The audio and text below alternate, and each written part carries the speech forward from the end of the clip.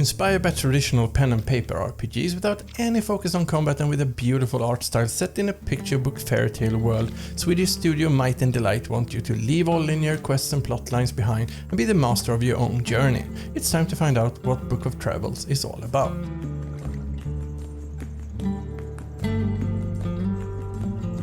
Depending on your choices in your character creation part of your story, you will start out differently. Mine is set to start in a small cabin on a boat where my character is very poetic way is slowly realizing that our passage to a new life instead became a horrible prison. And I like to think I'm a fugitive that ends up in the sea after a daring getaway and then gets to safety by the nearest shore and hides until the ship has passed.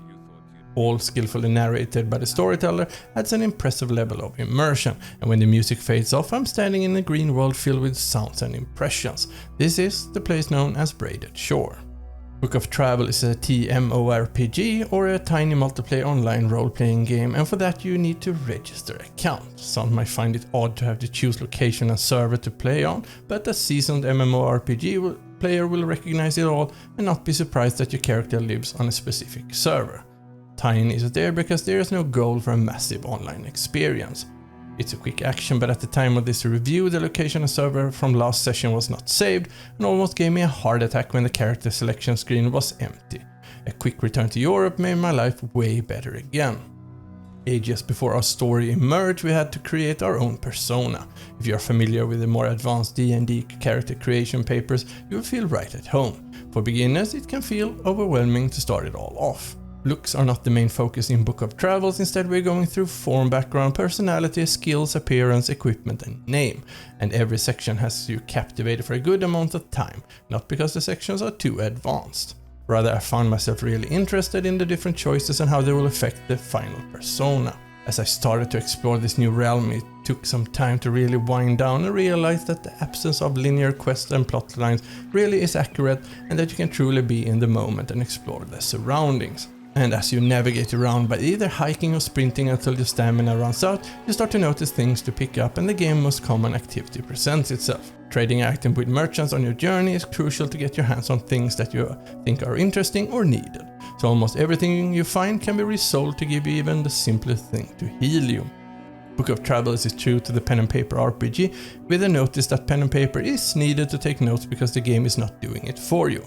So if you get asked to do a task for someone you better write their directions down because the item doesn't contain a task description. I find this really exciting, but it might also be since I always have my notepad next to me while playing a game to take note for the reviews. Since there is no overarching goal, no real beginning or nor end, you shape your own journey. And for me it became like a meditation. Even after I missed the ferry, I just sat down, listened to the beautiful music and waited for the next one. So if you wonder if there is any combat in this game, there is, but swords are costly and before you get your hands on one, you might just casually stroll up to a being to introduce yourself and end up being attacked. And meeting a fugitive could have you hand over a lot of food and leave your character's confidence a little dented.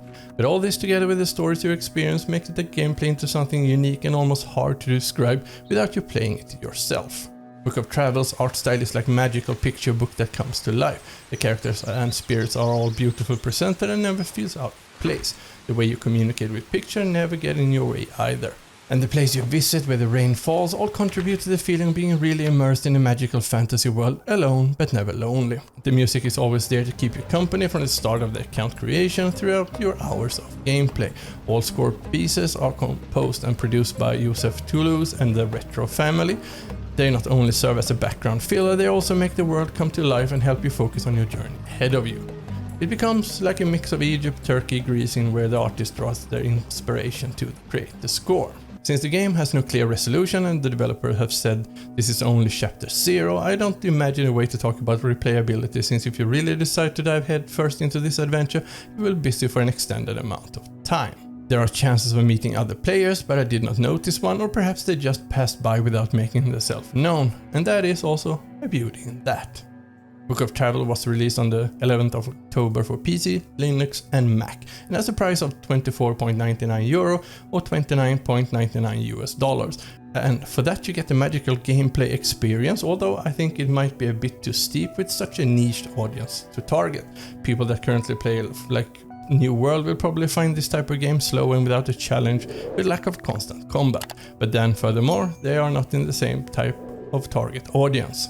Book of Travels is a unique approach to the role-playing experience. With its beautiful picture book graphics and a musical score almost in the same league as Hans Zimmer, you will experience it all alone but never feel lonely. Might and Delight have, after a successful Kickstarter, really delivered on their promise.